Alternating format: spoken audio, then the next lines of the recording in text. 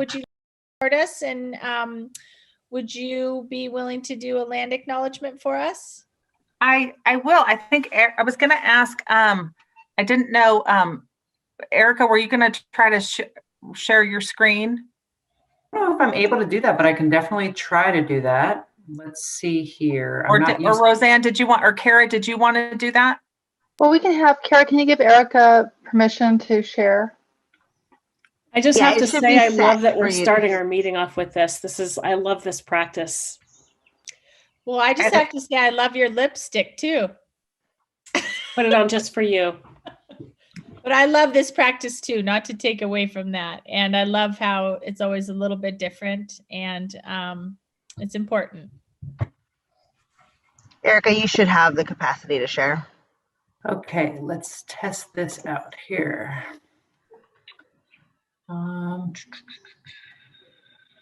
Share screen. You're right. Now I just need to find the right screen. So I was actually going to ask if there was a volunteer to read the land acknowledgement. Okay, do you guys see this screen here? And then I'll press present. Yep, we see it. Yeah, thank you, Kara. Okay, and just tell me next slide when you're ready for me to flip. I like having this responsibility. It keeps me engaged to have like an active role. Flip it. There you go. Ding. Flip it? Flip it. Yes, please. Okay. All right. That's awesome. Yeah, she is amazing. Ding. Do you prefer ding or flip it? Depending on the mood of the slide, I don't know, your call.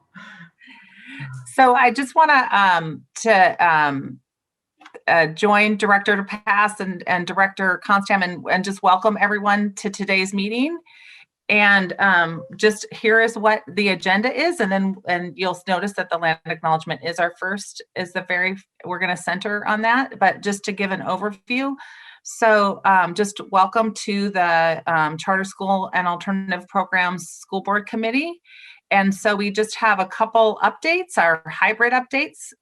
So just sharing where our multiple pathways schools are with hybrid. Doing a check-in since we last met. We've received notification of Opal Schools closure, and so wanted to give you an update around how we're taking care of students and engaged in that work. And then also a exciting announcement around where we are with our CBO RFP, and we have completed our intent to award. And then the conversation around funding and equity-based budgeting that Director Constam had requested that we have. So that's what we have on our agenda for today. Wonderful. And then I'm curious if we have anybody who would volunteer or like to read the land acknowledgement.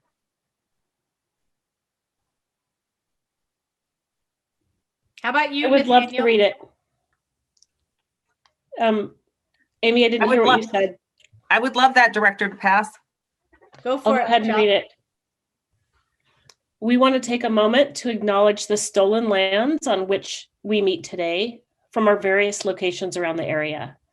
This land has been home since time immemorial to the native nations of the Multnomah, Kalapuya, Chinook, Clackamas, Molalla, Kathlamet, Tualatin peoples, among others. Native peoples hunted deer and other animals, fished for salmon and other fish, gathered traditional root and berry foods, traded, lived within traditional spiritual and governmental structures, and more, and still do. Smallpox and measles epidemics brought to this area by settlers, missionaries, and traders decimated up to 90% of the population in the early 19th century. Boarding schools, tribal termination, racism, and other aspects of colonialism have continued to negatively impact Native people since that time. We can't undo what was done, but what we can do is honor, acknowledge the descendants of the original peoples of this land, those who have passed, as well as the land itself. As we gather today, we focus on building connection with and learning from our current Native students, families, and communities. Thank you, Michelle, and thank you, whomever wrote that or wherever that came from. That's a particularly beautiful and meaningful acknowledgement. I appreciate that. Me as well.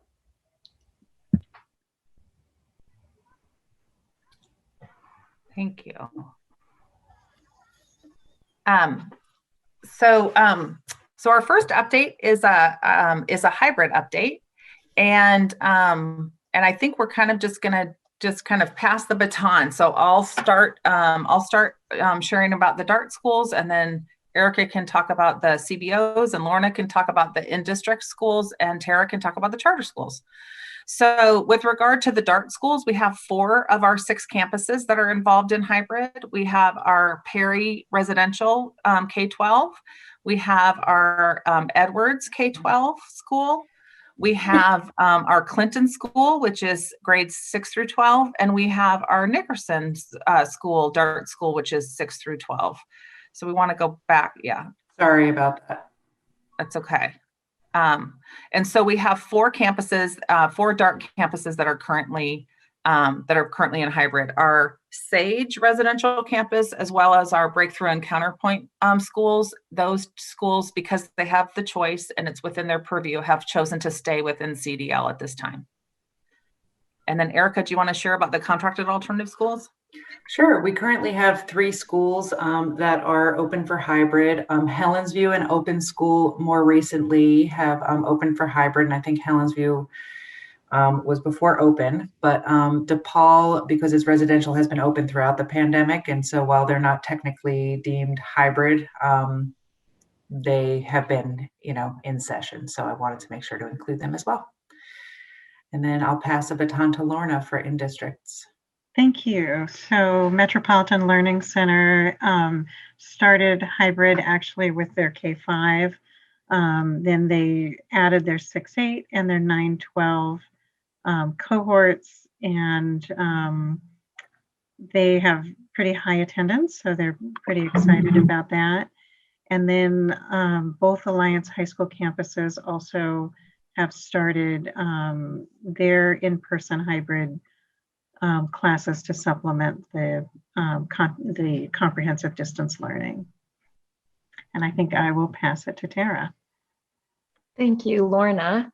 All of our charter schools came back in some form of hybrid learning after spring break, and each individual charter school has their own hybrid blueprint, operational blueprint that they submit with ODE. So each of them are on different types of schedules, everything ranging from one school that's doing 2 hours of outdoor education a week with every student, that's Opal School, and another school all the way to 4 days a week with all students in all day long, and that's Le Monde French immersion. So we have everything in between as well. And the 2 state schools, Cottonwood and Ivy, are both in full hybrid as well. All of the schools are still offering CDL to students and families that want it. We have various participation in hybrid, though we had one school that was reporting 90% and higher of people that were actually participating in hybrid and coming to on-site. However, that was Emerson School, and they just recently moved to full CDL because of a student COVID case. So they're in full CDL for 14 days with the support of the health department, and they'll be returning to hybrid when that's completed. That's the charter school update. Thank you. So will our alternative schools who haven't returned to hybrid, have they decided to stay in CDL for the rest of the year, or are any of them just taking a slower start? I could say for CBOs, and of course CBOs, there's a lot of CBO representatives here, so they can speak for themselves, but I believe that many are discussing the possibilities of reopening and or remaining in CDL depending on their specific population of students.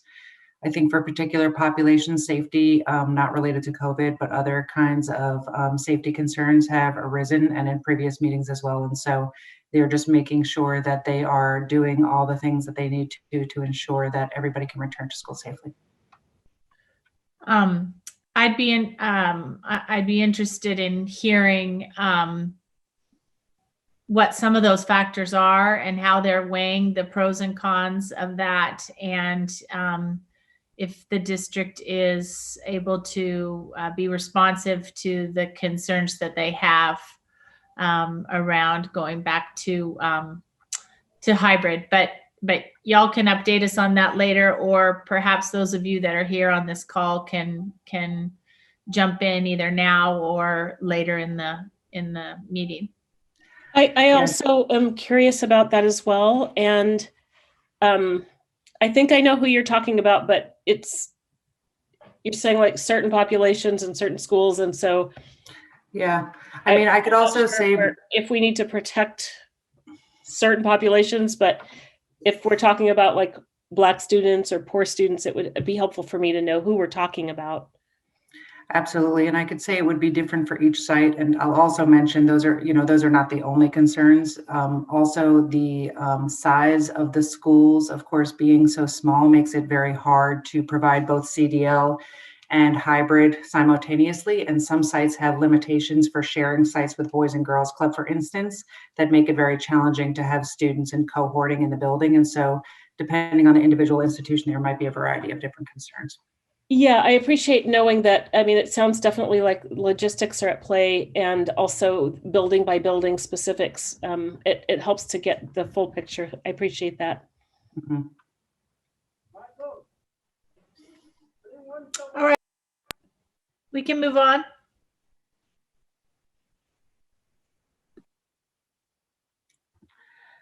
So I'll start this and then just and share with Tara is one of the things that we're very sad to hear and sad to learn about since our last meeting, because at the last meeting we were moving forward with Opal School renewal as well as a second school, Portland Arthur Academy renewal. And so since that time, over spring break, the Portland Children's Museum announced their closure. And as the Portland Children's Museum is part of the Opal School is part of the Portland Children's Museum, they're therefore impacted. So there's been a lot of work done, and I just want to say two things. Number one, we are so sad, and we are all grieving. We grieve with the community of families and the community at large, because the Opal School has been such an important part of our charter school, of our charter schools and part of our district, and they've brought so much to us and so much light, and so we are all very sad. And the other thing that I will say is I am in gratitude for all of the work that the leaders at the Opal School have done. They, through very difficult times, have just been amazing, and I just want to say that, as well as just extend gratitude to Tara and to Judy Brennan, and to others, Jenny Braden, who've worked really hard taking care of students and families at this time. And with that, I'll let Tara go into kind of some more of the specifics. Thanks, Karina.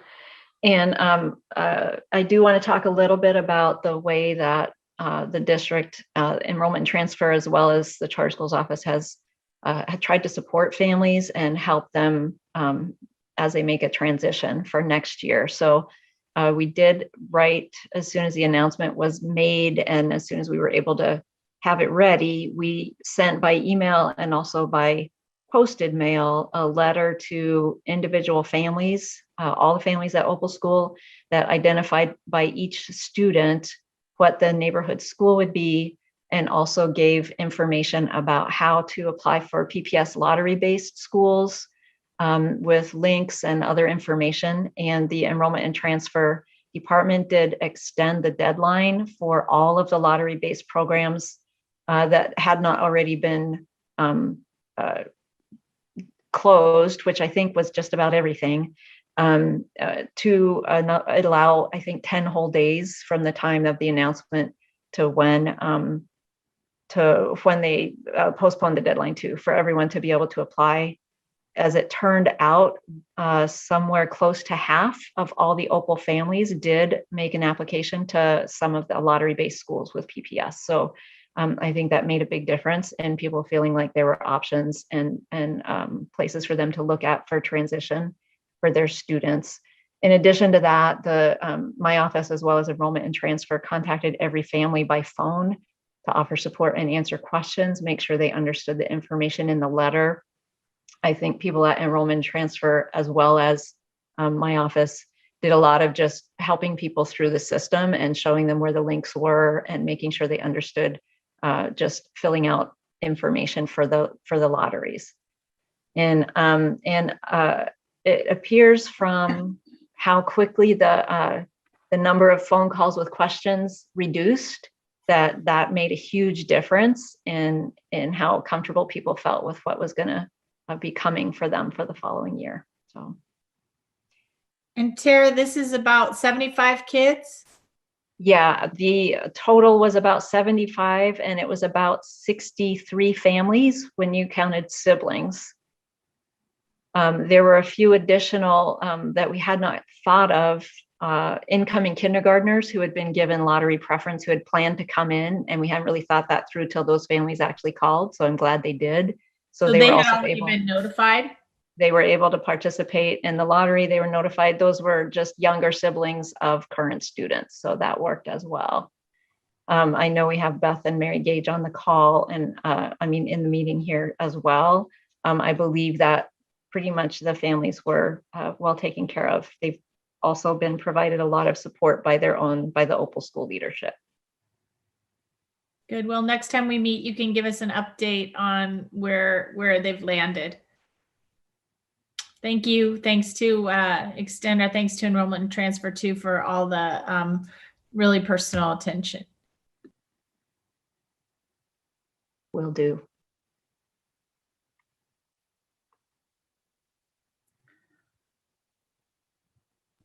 All right. So this is Beth from Opal School, and I'm wondering if there's an opportunity here to say something. Absolutely. Please do. And thank you for joining us. So thank you for having us. And I wanted to just give our thanks to the charter office and enrollment and transfer and how quickly they were able to take care of our families. I should have brought my Kleenex here. I was thinking maybe I could make it through without getting emotional. It's okay. It's your life's work. It's okay. Yeah, so we've been grieving. It's, not at all where we thought we would be. And I think that what I'd like you folks to consider as you're thinking about other charter schools and CBOs is that I think every one of us has a tenuous existence. And I think that we hesitate to paint that full picture for you because we need you to believe in us in the same way that we're working so hard to keep going. I think our individual circumstances were unique, but I think there's, I think it's relevant to the conversations you're going to be having around funding and equitable funding and all of those questions. So I just wanted to bring forward, there was perhaps an invitation at an earlier meeting to talk again about what the statutory funding requires and what the level of funding could be. And I think I'm wanting to advocate for you folks to take up that conversation and consider that each of these small schools does not only the work of every neighborhood school, but all of the work of the central office as well. And it's a very small group at each school who's doing yeoman's work. And in our renewal, we tried to point out what happens to salary compression when the funding is less and the expenses are more, and it's really real. So most of our teachers with experience make entry-level salaries. When we applied to the state recently for a waiver in the lottery to consider preference for staff, we were chastised for not paying our teachers better. And it feels a little like there's only so much we can do about that. So without a long story about how we got here, I think I'm encouraging you to think about other charters and the CBOs. I saw a job posting recently for a teacher, and I was thinking, oh, they look like they're in a similar situation to us when I saw this salary. So you've got some really sweet programs, and I'm hoping that their existence is maybe not quite as tenuous as ours was. Thank you, Beth. And thank you for your leadership and your work and the community that you fostered and nurtured. And then I know you will continue to nurture in some way, shape, or form with your work. And I hear you in your recounting of the systemic issues, and we maybe have made a little bit of progress in paying a little attention to these issues in some recent policy work we did on our facilities. Yes. But absolutely, some of the outstanding issues that we'll be addressing in our conversation today with our CBOs are still outstanding issues for our charter schools as well. So thank you very much. And we have nothing but appreciation and respect and admiration for you and your staff. And we'll continue to endeavor to take care of all your beautiful children and all your families and make sure they have a soft landing. Great. Thank you very much. Thank you.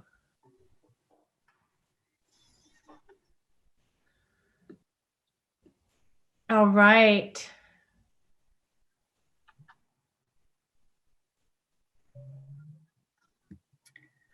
Would you Thanks, like to kick it off, Karina, or would you like me to? Well, I was just gonna, I mean, I just am on I just want to acknowledge again Beth and Mary Gage and all their work for so many years. That's made such a difference for hundreds and thousands of people. And then I want to just pivot to our next topic, which is very exciting and I would say wonderfully positive. So, and I would thank Erica for all her work this year, which she'll give an update on. Thanks.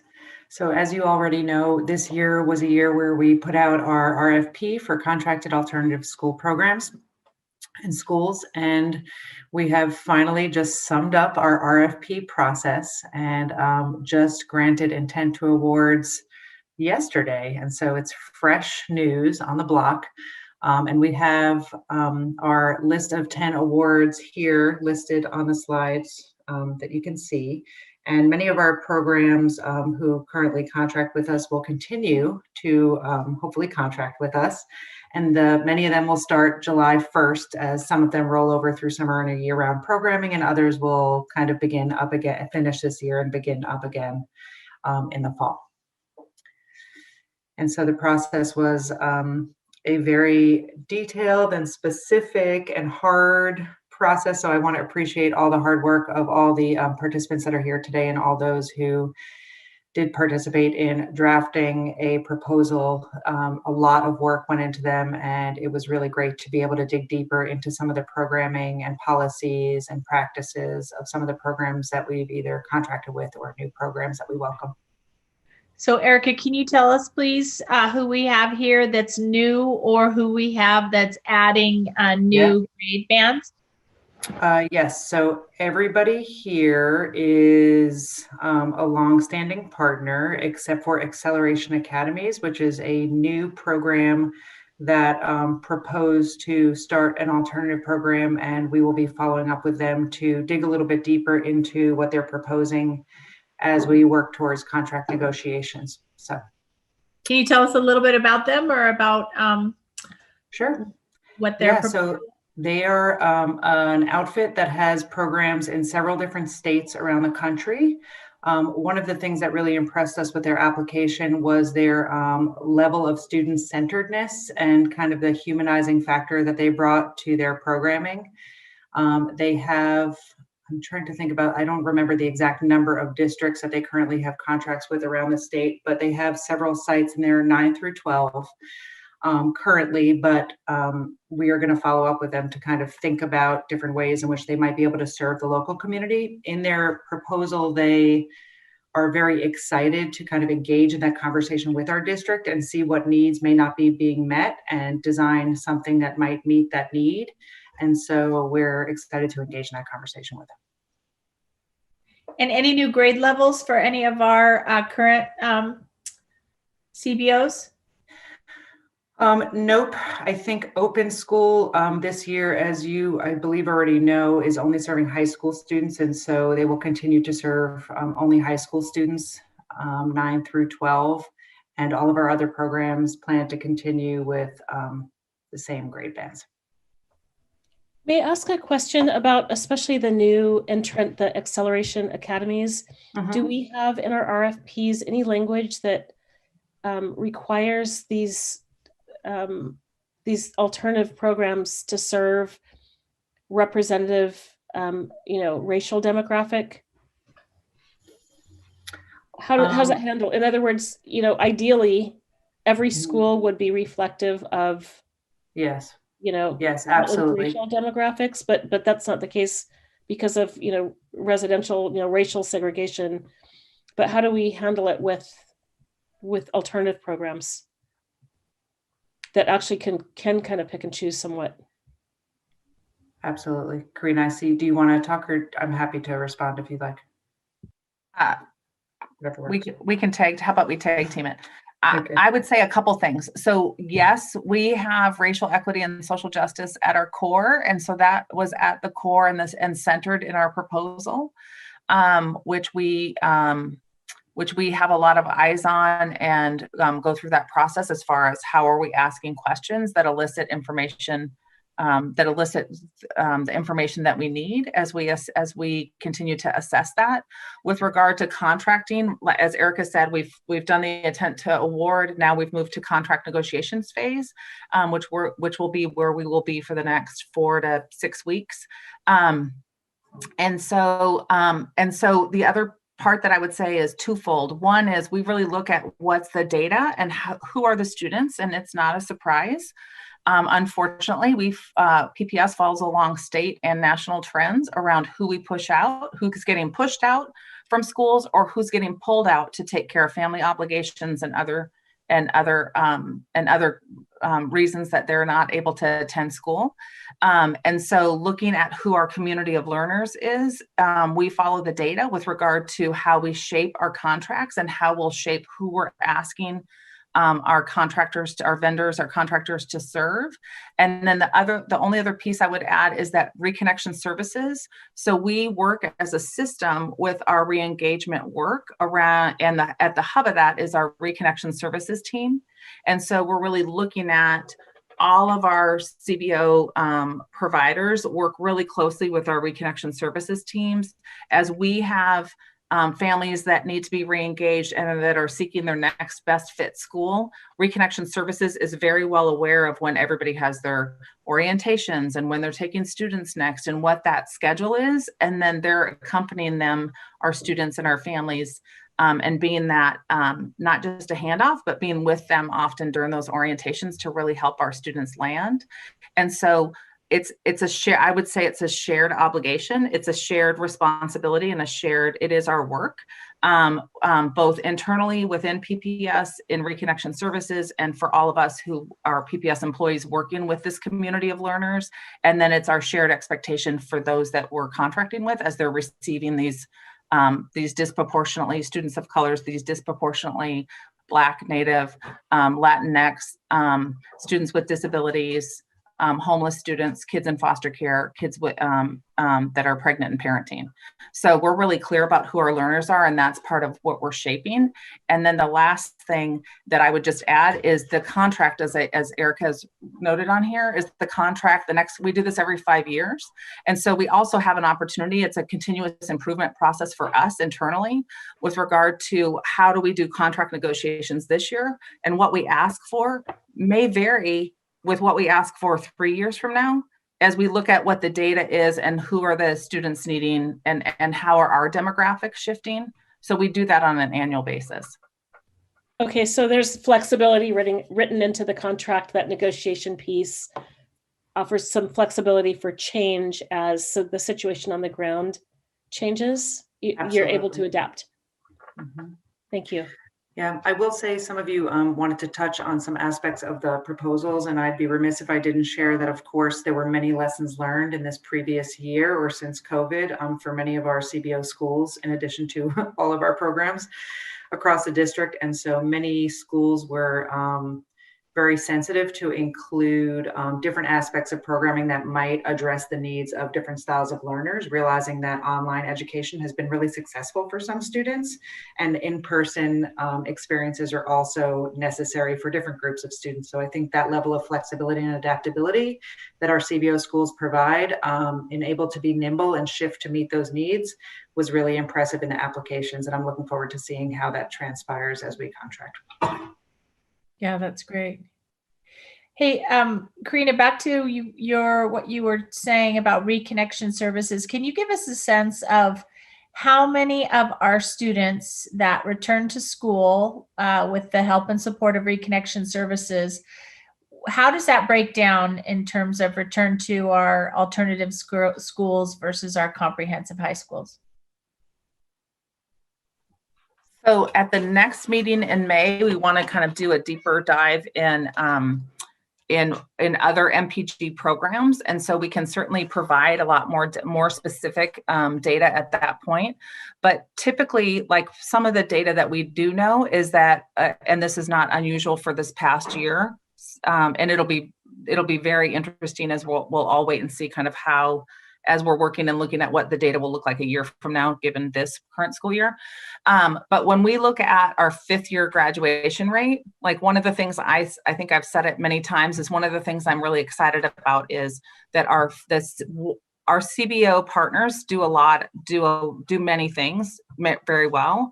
One of the things that's very identifiable in our data is our 5th year graduation rate rises in large part because about 80%, and I can get more specific numbers, but more than 80% of our 5th year grads are often year over year come from our CBO partners.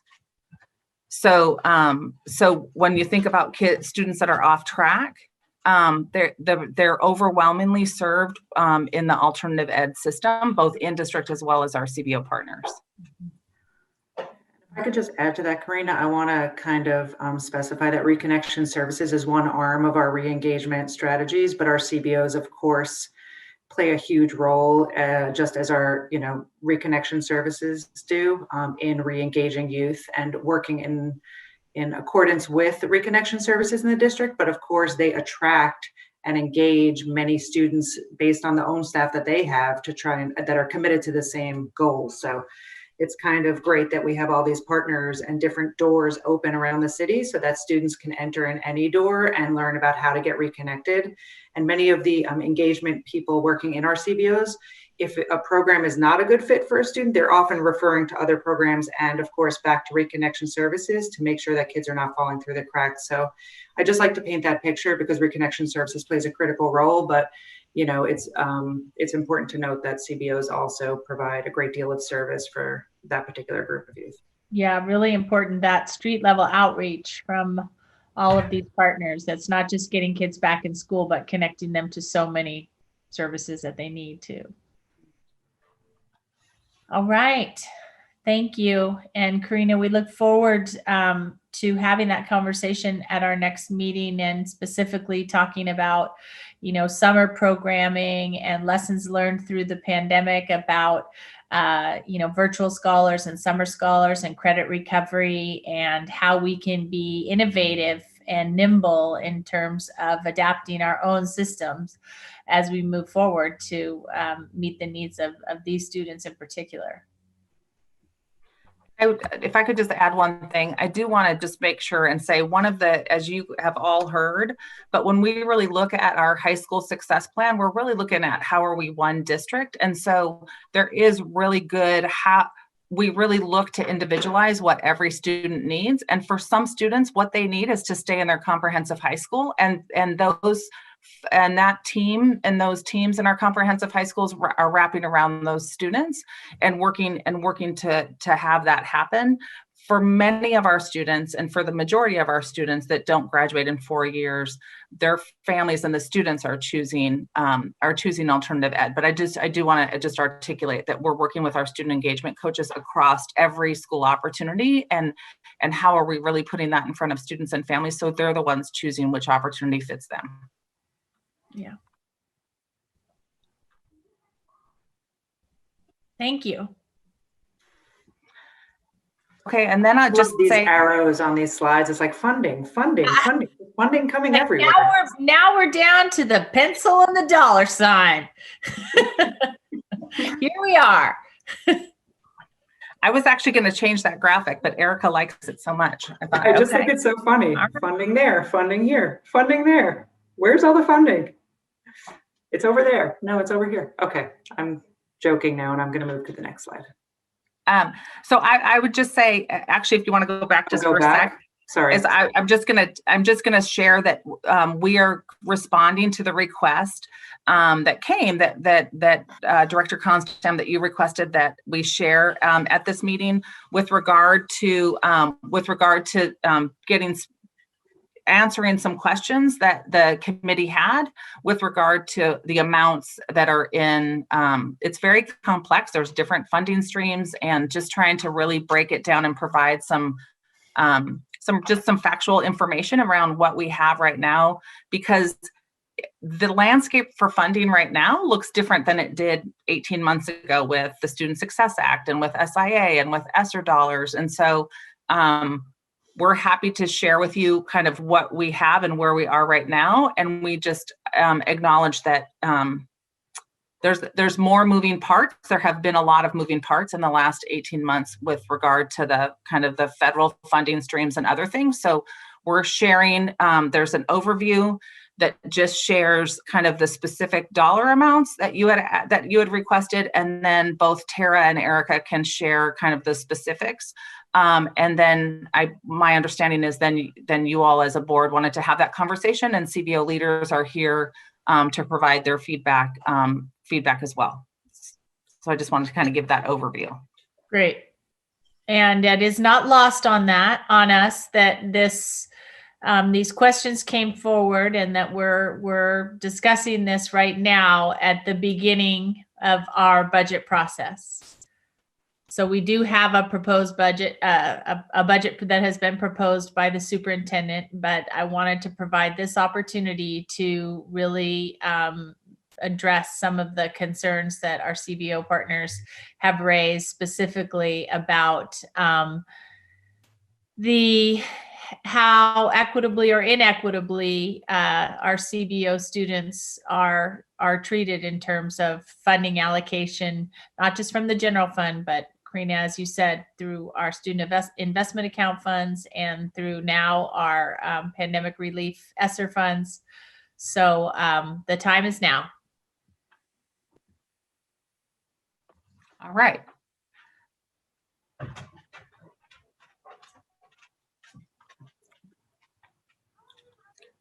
So Erica and Tara, however you wanted to describe your columns.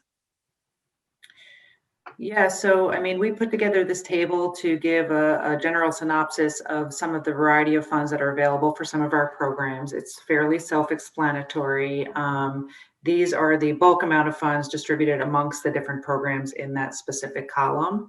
And so as you note, for instance, in CBOs, it goes through a general fund down to SIA, and then ESSER fund CDL being 0, and so on and so forth. For Measure 98, there's a little bit more detail and nuance in terms of the overall amounts, and some of it is funding FTE that's centrally managed, and others are given directly to the schools.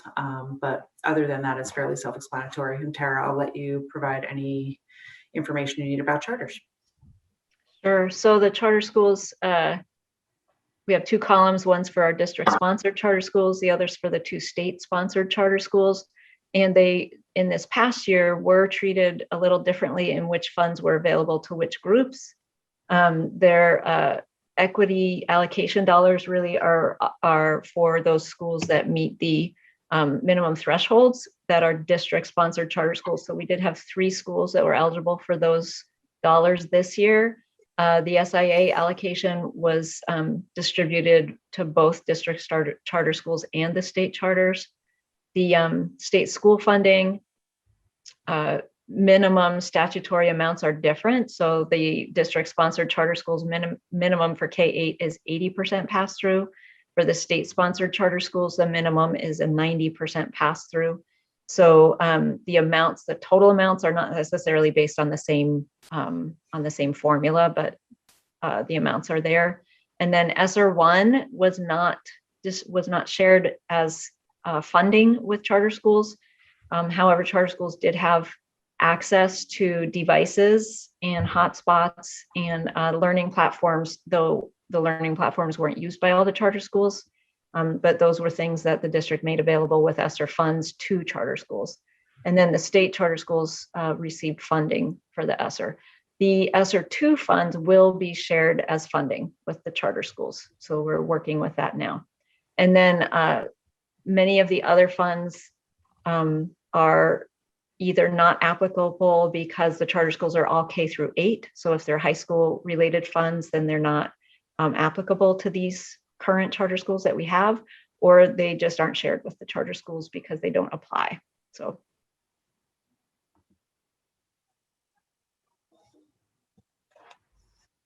I have a question about the ESSER funds because I know that charter schools were not specifically called out for their eligibility, but when this says 0, does that really mean that the district didn't make any decisions to pass through any of that for specific purposes for our CBOs and charters?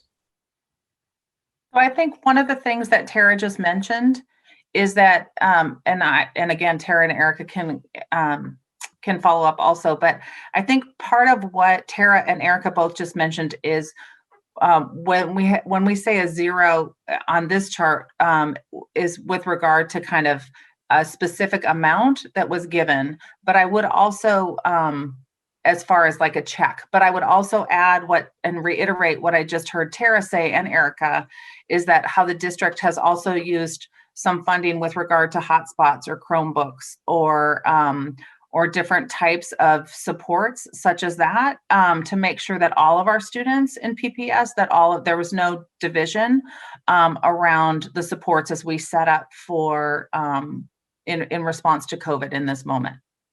And another one I didn't mention was nutrition services. So students from charter schools or anywhere could go to any of our meal sites and pick up meals, et cetera. Yeah, but so could everyone. True. That is true. Yes, there had been some money for ESSER 2 set aside from my understanding, and there are actually some CBO leaders that can probably speak at more length around ESSER because they've been going down the wormhole of the EANS pot of money, which I believe is kind of branched from that same pot of money that was initially set aside for ESSER 2 for private schools to be able to apply to, since a lot of districts did not provide that. But from what I understand, it is much more restrictive. And there are a lot of elements of that EANS pot of funding that make it very challenging for CBO schools and private schools, private alternative schools to be able to use for what they see fit based on the restrictions, a la only contracted services managed by the state, a la not allowed to use the funds if you had PPP loans before. And so there's other kind of things that have been challenging for them to be able to use that other set aside from the state. What is that word or acronym you used, Erica? EAMS? EANS, EANS. What is that? Gosh, I don't even know what the acronym stands for. Isn't that so sad? But I can look it up and find out. Or maybe somebody else here knows the answer to that. Who's been applying for it. But I think that I don't know what the acronym stands for off the top of my head, but I think what Erica's articulating is the kind of changing landscape or kind of expanded landscape over time that we have been receiving from the federal government since the beginning of COVID. So I think I'll just say that just as an example, the EANS funding, I think it was initially communicated, or at least understood, maybe inaccurately, but understood that more resources or additional resources might be available for community organizations. But then when you kind of peel into it, the different restrictions that Erica just said have been realized that have been barriers to our community-based organizations receiving that source of funding. Yeah, It I stands know for that when- Emergency Assistance for Non-Public Schools. Thank you. Okay. I just Googled that as well. Me too. I know this last round of ESSER funds does include the provision for private schools, and I don't know how broad that definition is. But within that bucket, the allocations still generally would follow a Title I formula for those federal funds, is my understanding. Somebody feel free to correct me if that's not right.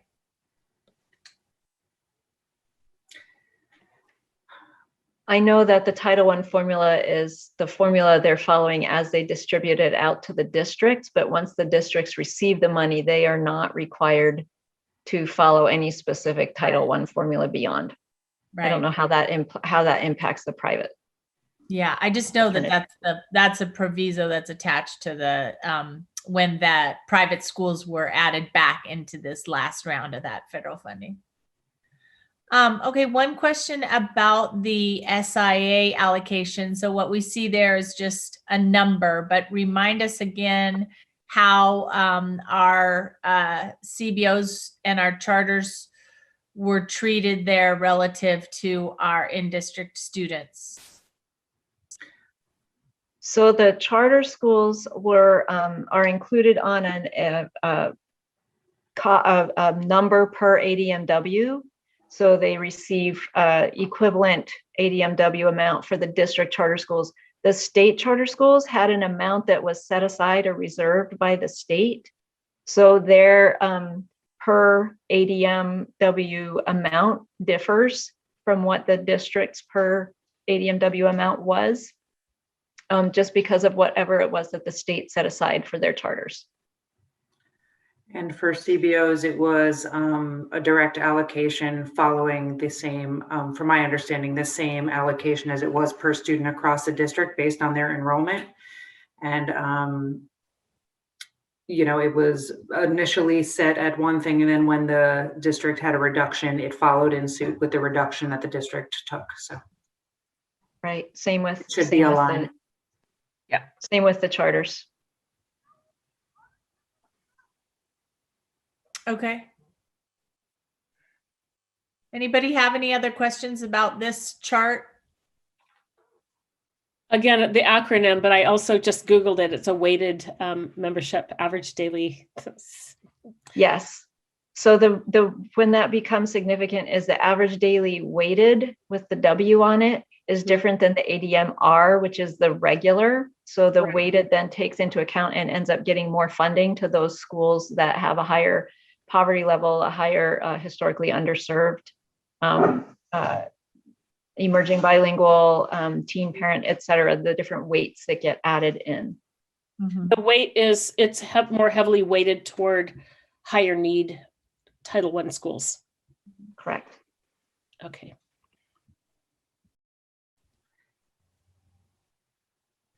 Okay, so this kind of gives us the lay of the land. And I don't know what more you guys have from your presentation, but then we're going to hear from our people on the ground about what is and is not working. So I would just encourage, Erica, do you just want to, I think we just have 2 slides left.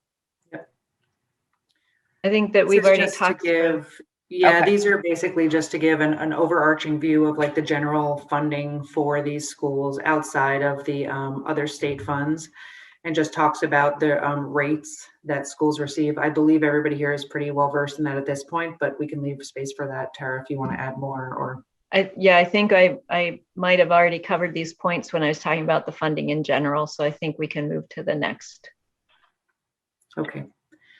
And I think once again, everybody is kind of familiar, but that we provide 80% of the district's net operating expenditure per student slot for our CBO schools.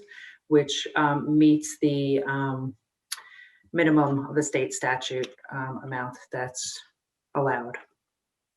And we've kind of outlined these other points in the table, I think, so we can move forward as well.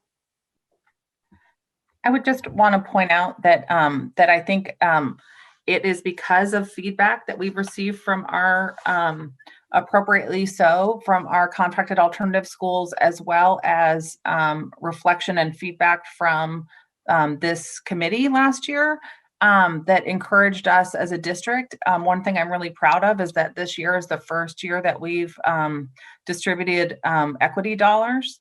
So if you go back on that chart, it was $846,000 that the contracted alternative schools received this year for the first time, which I think is one example of PPS showing up and living out its racial equity work. So I just want to point that out. We made some progress. Yeah.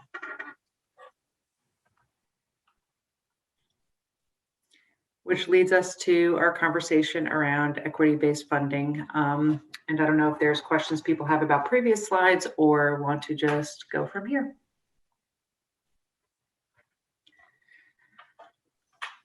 Well, I had, this is Joe. I don't know if you can see me. Can I chime in? Yeah, Okay. absolutely. I'm helping my mom out. So I'm a little, she was a little under the weather. So I'm a little scattered and running around, trying to be helpful. Wish her all the best. Right. Yeah. Yeah. So I would just say one of the things that could be helpful. Well, first of all, I appreciate all this work. So I would agree. I've been a part of the CBO world for 26 years, working with PPS, and have seen lots of progress. So I want to say that, and I feel good about this discussion and past discussions, and always felt like our voice was heard. So we never get everything we want, which is fine, but our voice is heard. So I'm coming with that spirit. When we talk about equity, I think it's important that when you put columns up like that you put column. I think there were, and if I'm and check me if I'm wrong, but I was looking for a column that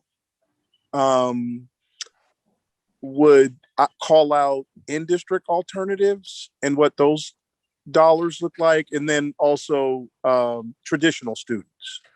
And for me, and I think others, it would also be helpful if we could just break it. I like the deeper detail, but also just look at the total investment. So what's the cost per? So what does Portland Public School, how much does Portland Public Schools invest in a student that attends Jefferson or any other traditional school, and then compare those numbers to what are invested in a student in a charter school and an alternate CBO. I think that would be helpful. And we have that in our school profiles.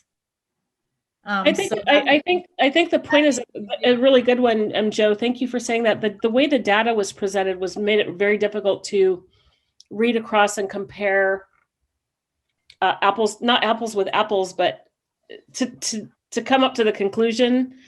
Yeah, I think it's just, if we could, I mean, I'd be happy to even take a look at it, but I don't even know the language necessarily. I'm trying to learn as we go along today, but the data was presented in a way that made it very difficult to try to conclude, which is why you present data in a table, right? So you can look side by side and see, compare.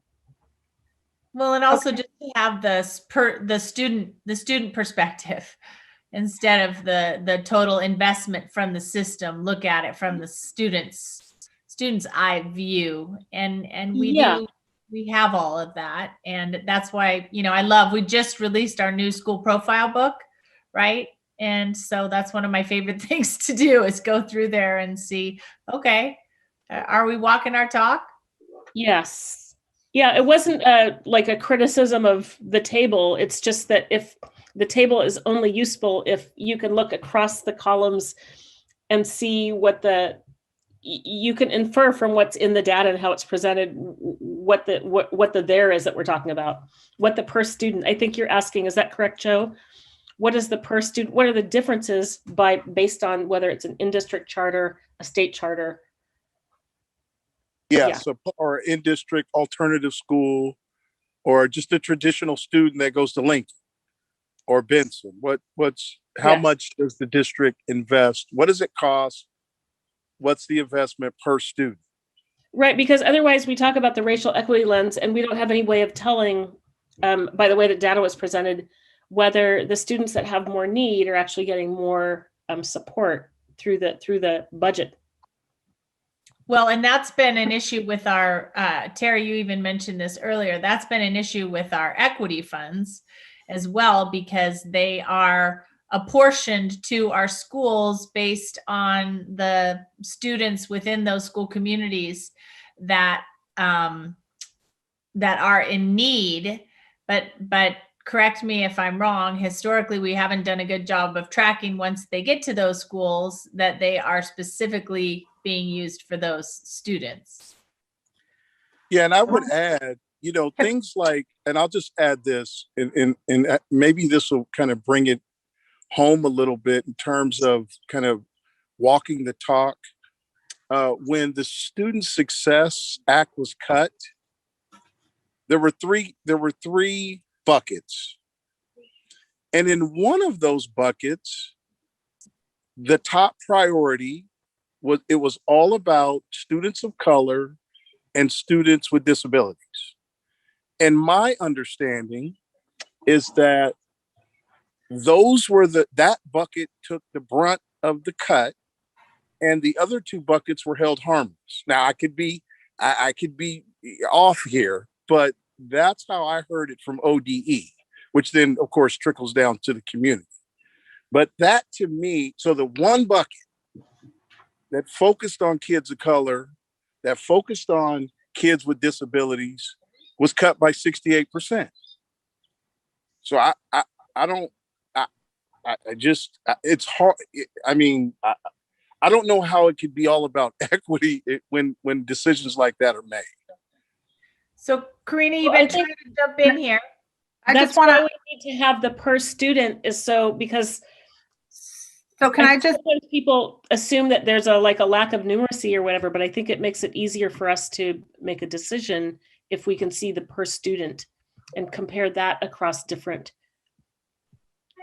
district, in-district, regular student, etc. So you said that we have it easy enough. I wonder if we could revisit that before our next meeting. So can I just respond? So I really appreciate the questions, and I really appreciate always Joe's perspective and Joe's information. So I just want to start there. And one of the things that I just want to do and want to share that we didn't share. So we are happy to get any piece of information, and we are happy to follow up with requests that come out that we are follow up and get information of anything we are requested to do. I do just want to also share one piece of information, which we probably should have neglected to say a few minutes ago. So when we go back and we talk about NOE, and so Erica, actually, even if you want to move it back one slide, may or may not matter, but so the state, the way that for CBOs, this is not for charters, but with regard to CBOs, the state directs the state identifies the minimum net operating expense that is the reimbursement amount for contracted alternative schools currently. So what that is the net operating expense is kind of what Joe was just speaking to, which is, and not completely, because I heard Joe more nuance and more specifics in Joe's request, but I just want to share what net operating expense is it's really looking at what does it cost to run the district, and then how do you divide that by the number of students. And it's more complex than this. I do not work in the budget office, let me be clear. But with regard to net operating expense, it's really, and then the state statute currently says that districts shall provide a minimum of at least 80% of NOE per student within for students served in contracted alternative schools. And so what part of, I'm simplifying this a bit, but part of what Joe's asking is, what one of the questions I heard Joe ask is, what is NOE? And we can certainly figure that out. Erica probably has that already, but how the statute instructs us to pay is 80% of NOE. So it's not 80% of ADMW. It's 80%, which is larger than ADMW because it costs more with regard to facilities and with regards to nutrition services and with regards to a whole variety of things on the operations side. And then we take that amount, and 80% of that amount is what is per slot per day for a student in contracted alternative schools. And I will just say, I can use a calculator and find NOE. I'm sure Erica already has it, but one figure I do know off the top of my head is it's this year. So what we do every year in our budgeting process is we ask our budget office to identify what NOE is, because that's the state term. And then we get that, and then we determine when we receive our budget line item, which is tuition reimbursement for private alternative schools, which CBOs are. And then that's based on 80% NOE. This year, 80% NOE is $54.14 per kiddo per day. And so one of the things that we have is every year we have a calculation, and I don't want to get too in the weeds because again, I'm happy to go to follow up, and we can do more, particularly with our budget team. But what I do know is how we figure that. One of the things that many of you are aware of, is that the legislature this year, Representative Alonzo Leon and a couple others, in response to both districts and community-based partners, CBOs, said it's time to relook at the funding formula for alt ed and see, is it really meeting the needs? And so there was a bill, I'm forgetting the number right now, but there was a bill, and some of us provided testimony on the need for us to revisit that and the importance. Tom was there, Dawn La Jolla Jackson, who's on this call, testified, her students testified. Many folks in the alt ed community have said it's absolutely time for the state to relook at this. But I did just want to say, and I don't want to take too much time and go back to Mr. McFerrin or other people that would like to share. But when you ask, what does it cost to run for a student, that is kind of basically the same definition as NOE. Just wanted to give everybody that context. Karina, did that bill die? It died in committee. And so the hope is that another one will come up next session. And the hope is that we can give feedback to that there's an adequate amount of funding that's in the proposal as it heads to committee. Very appreciative for Representative Alonzo Leon for championing that.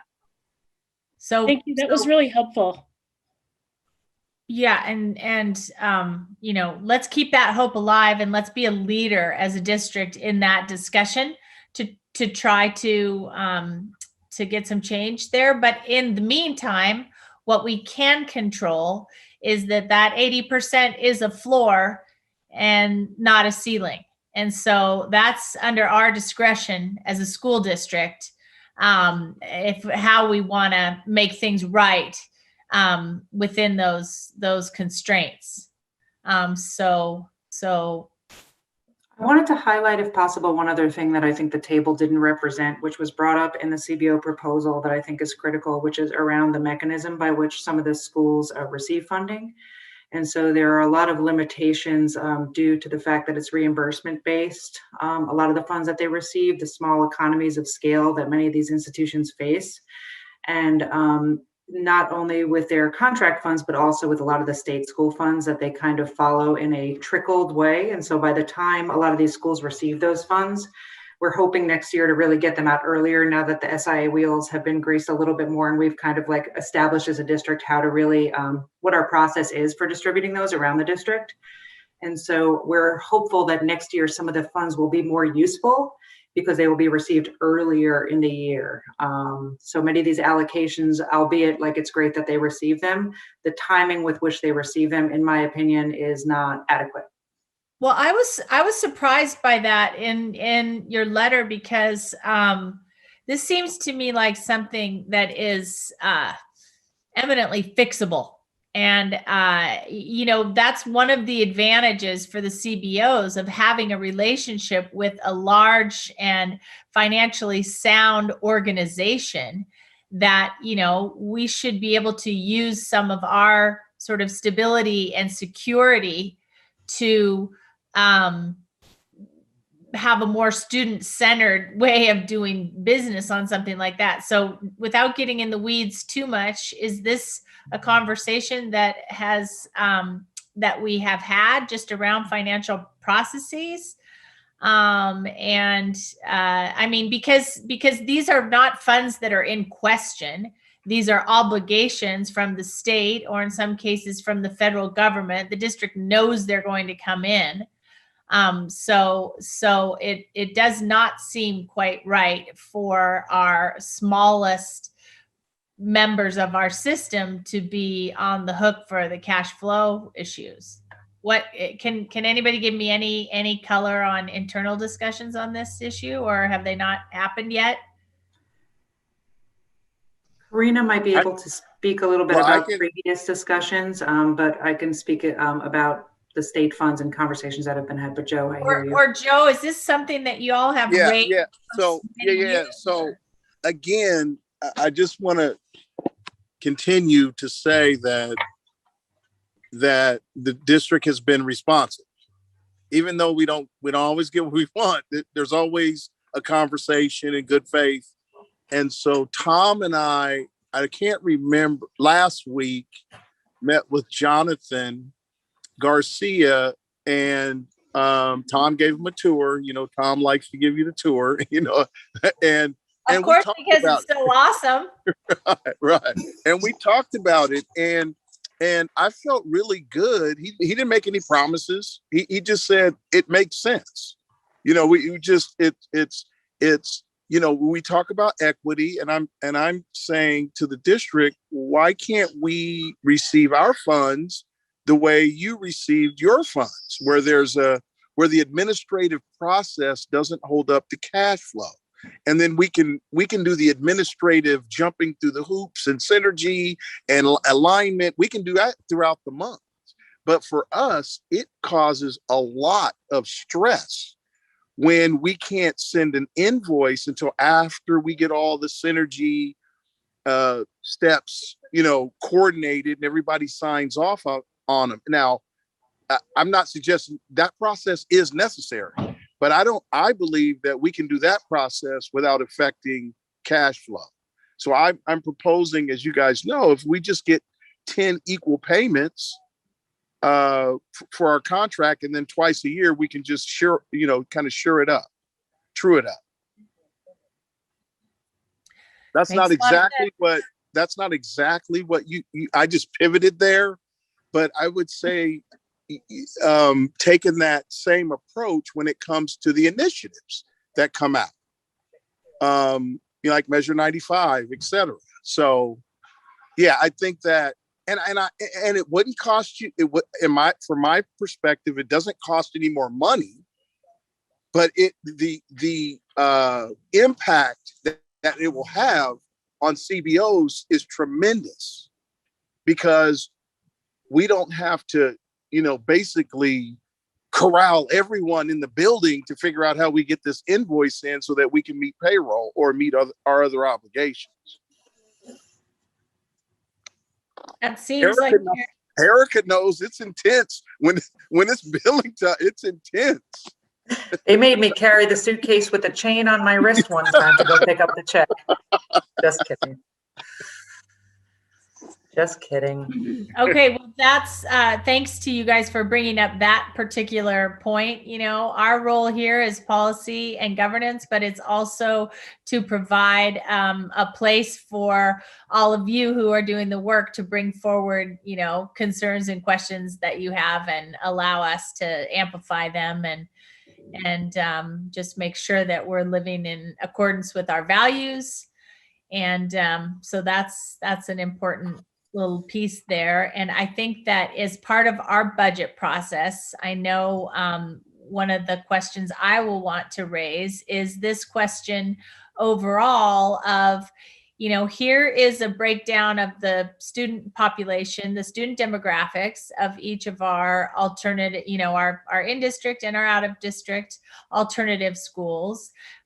Here's a breakdown of their funding. Here's a breakdown side by side of our, you know, take a look at our, say we just do high schools, take a look at each of our comprehensive high schools, which among themselves varies quite dramatically as well. And then just see where that conversation leads us. But I think that that's an appropriate conversation to have within the context of the general budget process, just to make sure that, you know, are we off or are we not? Are we serving the students that we say we need to be serving? Karina, does that make sense?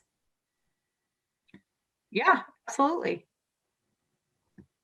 So we can talk about just exactly how, you know, getting that information so that everyone can have it as part of our budget, our broader budget conversations as a whole board. Amy, Dawn has her hand up. I was just going to say, if I might, I see Jill Walters, I see Dawn, I see Pam. There's many leaders who are here, and I would love to hear their thoughts. Hi, everybody. This is Dawn Foya Jackson. I'm the principal at Donald E. Long Detention and Helens View, which are both run by MESD. And I so appreciate, Joe, you always like break down the numbers, and I appreciate that so much. And when we talk about equity funds and we talk about that per slot amount for different schools, what lives with me is just all of those statistics that we get to play out every day, right? They're not on paper. They come to our schools. And I think about the fact that like 85% of the kids at Helens View are students of color, 99% are free and reduced lunch, a third of our kids are parenting, and we're running a childcare in the middle of a pandemic. We can't serve students with 14 kids in childcare anymore, right? 38% of our kids are now houseless. And they are spread far and wide. And with the ongoing gun violence, trying to get them to school safely with their babies is not only really hard and not only like an ethical responsibility, but it is expensive because our kids aren't coming to school because they don't feel safe on the buses. I know we talked about this last time. We had lost 8 kids at that point. We've now lost 14 to gun violence. And not only is that a huge, weight, but it's also very expensive. We have mental health. We've brought in people for trauma-informed care. We're trying to figure all of those pieces out. So when those live statistics butt up against a budget that doesn't quite work for us, it has very real consequences in terms of equity. So anyway, I just wanted to throw that in there. We've been open since October. We took a little break. Now we're in hybrid, and we have students coming up all of the time. And it just takes such a juggling act to safely and comprehensively serve all of the students that we have to serve. So thank you for listening to my voice. And thank you, Karina and Erica, for working so hard to keep us open and to keep our budgets in line. Thank you for being with us and advocating for your kids and just sharing the experience of your kids. And please know that we think about your staff and your students, and just, it's hard times. And thank you all for just being there for them. Yeah, thank you. I really appreciate hearing the lived experience conversation, because that's real. And just glad you're here. Grateful that you're here for students, and grateful that you're taking a trauma-informed approach to working with those students whose lived experiences. Homelessness is no joke. Parenting at 16 is no joke. You know, poverty is also no joke. So I appreciate you. I just want to add in, we've been doing, oh, I'm sorry. Go ahead, Dawn. That's okay. I was just going to say, Michelle, thank you so much. And when those things intersect, right? When you're running from gun violence and have 2 kids and live in a car, which is happening with some of our kiddos, I appreciate that acknowledgement. Hi. Yeah, I just wanted, sorry again. I hate these videos. Go ahead. Hi, I'm Jill Walters, and I'm the Executive Director of Portland Youth Builders, and I certainly echo what's been said about our needs. I also want to just appreciate the willingness to have the conversation about the floor of 80% and raising that. I mean, 100% of the students that we all serve are very, very high need and marginalized. And 80% of the NOE is just not adequate. We are all fundraising all the time to supplement what we get from the district, just to be able to meet the needs that our students have. So I appreciate the willingness to consider, raising that level. It would mean a lot. It would help a lot.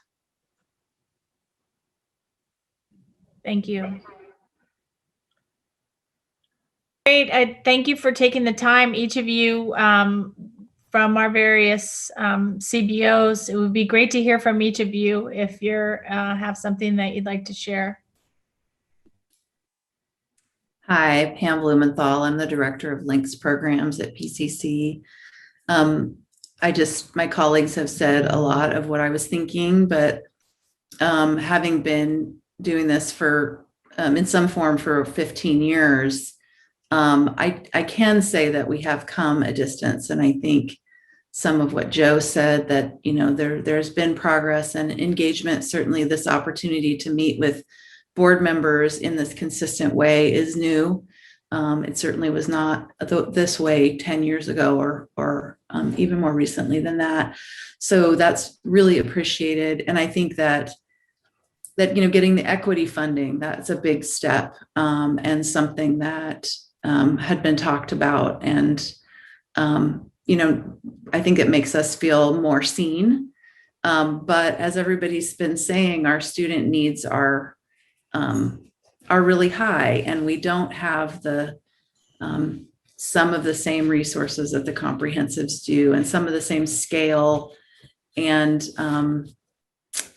through the SIA funding, we've been able to hire mental health counselors, although we're at PCC and there are counselors at the college, but they're maxed out. So to have some in our department providing mental health services, and the equity funding will support that as well. That's a huge need, because when I ask our staff what the biggest challenges for our students in the pandemic, there are so many challenges, but worrying about suicidality and just depression and anxiety and all of the things that we know everybody's experiencing, but our vulnerable students even more so. So weighted funding, looking at the populations we serve, and really continuing to push, because we know that the need is there, and that we can create even more impact if we have the resources to do so. I'm sure that's true. Thank you.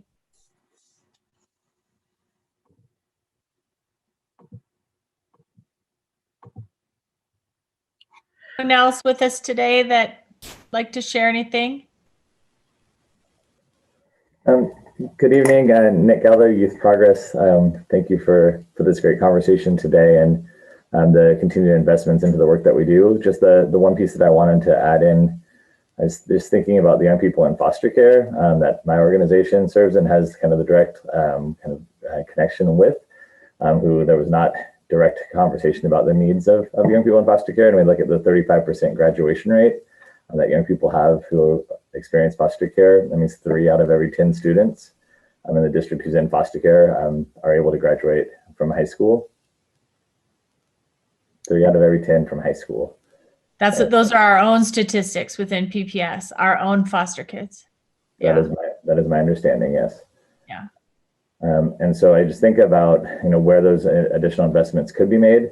We know, and I won't go into the detail of, people in foster care end up on the streets in our community. If they're not graduating from high school, we know where they're showing up and the impacts that it's having, long-term impacts on life and well-being. So I just think about, not only the per student investment and where those investments can be made, but really thinking about what are the systems level investments, what are the changes that are needed to have, equity for the young people that we're serving, especially intersectionality of youth at risk of homelessness, system involved youth, and youth in foster care, students with disability, and how we can invest not only so that CBOs can make our payrolls, but we can live out our mission and do the work that we are all uniquely equipped to do to serve people in our community.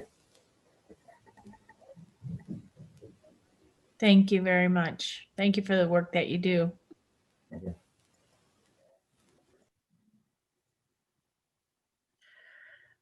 I just wanted to add a level of complexity to what everybody was saying, and I appreciate everybody's words so much. And of course, speaking on behalf of your students and families, we've been conducting site reviews every spring. We conduct site reviews of all of our CBO programs, which is in our update section later in the slideshow. But it's been incredible to speak with staff and teachers. As part of our interview process, we interview a variety of different stakeholders, and just to show how this lives out, imagine being a teacher in a classroom serving 15 to 20 students, each of whom have a variety of different barriers similar to those that are being addressed here. And across the board, you have 20 kids, 20 different problems. And this is true in all classrooms, but think about the level of acuity that's needed for a teacher to address the varying needs of the different students coming at different times and in different ways, and our schools being open all the time to enroll students throughout the year.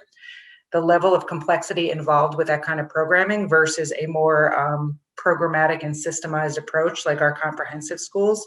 I just wanted to add that because it kind of came up recently from teachers in a lot of our interviews, and I feel like it's an important point to raise because it's not just at the administrative level or at the organizational level or at the funding level, it's really at the direct service level where these impacts are being felt the most.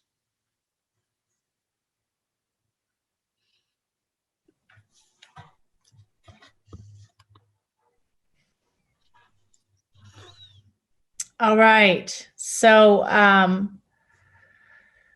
Joe, thank you for sharing a little bit about your meeting with our new chief of staff. That's promising, and we'll continue to kind of try to make a little progress on that issue, which is, in my mind, a little easier than the more systemic, broader issues. But I just want to say, from my perspective as a board member at the beginning of our budget process now, I will bring these issues forward, and we will have a conversation as a board looking at the demographics of our students in all of our contracted programs, and really line that up with the investments that we make in our student population overall, and with the priorities that we have identified, and with the values that we are committed to.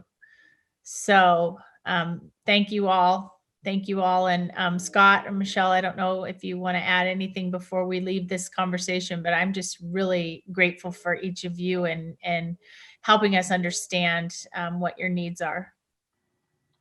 I don't have anything to add, but also just want to express my gratitude. It's really helpful for me I'm not a new board member anymore. I can't use that excuse, but just hearing from people that are actually on the ground doing the work has been really helpful. I just want to again share my appreciation for all of our partners. And two, when we specifically, we usually don't look at foster status when we're looking at demographics, and that might be one more piece that we should add in when we're comparing profiles. I totally agree, Scott. I do too. We all know the foster system is, I think it's broken everywhere, but it's certainly has been broken in this state for decades. Mm-hmm.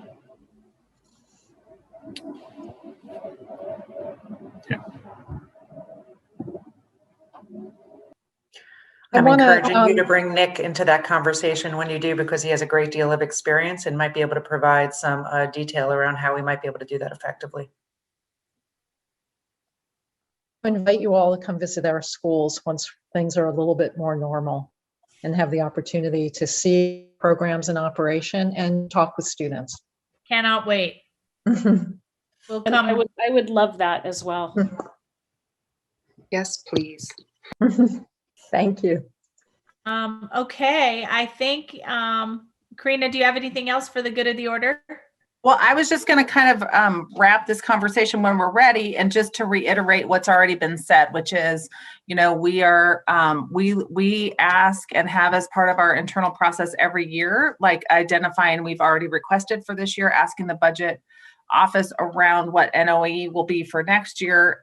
So there's some additional information. And as Joe and others have pointed out, Joe and Tom met with Jonathan Garcia and Roseanne Powell the other day, and just getting more information. And so I just want to acknowledge that we've received a proposal. And so internally we continue to we're reviewing and responding, and so are continuing to gather and articulate that information. So we'll be able to just sharing our response back. So want to thank the CBO community and leaders for submitting the proposal, and want to acknowledge that we acknowledge the need, and mostly just how vital each of them are as partners, and how much we value each and every one of them. Very diverse schools, very diverse approaches. Like, I love listening to Jill Walters talk about, a very established, nationally known youth build program, very different than Nick talking about the focus with kiddos in DHS care, very different than Joe talking about a specific focus with violence impacted youth. So we're just really honored in PPS to have the depth and the breadth of CBO schools that we have, and appreciate them all, and appreciate you, Director Bailey, Director DePass, and Director Constam in requesting this conversation. So more to come, and just in gratitude for everybody that's on the screen. Thanks, everybody. Take care of yourselves. Thanks for everything you do. And we'll see you next time. Don.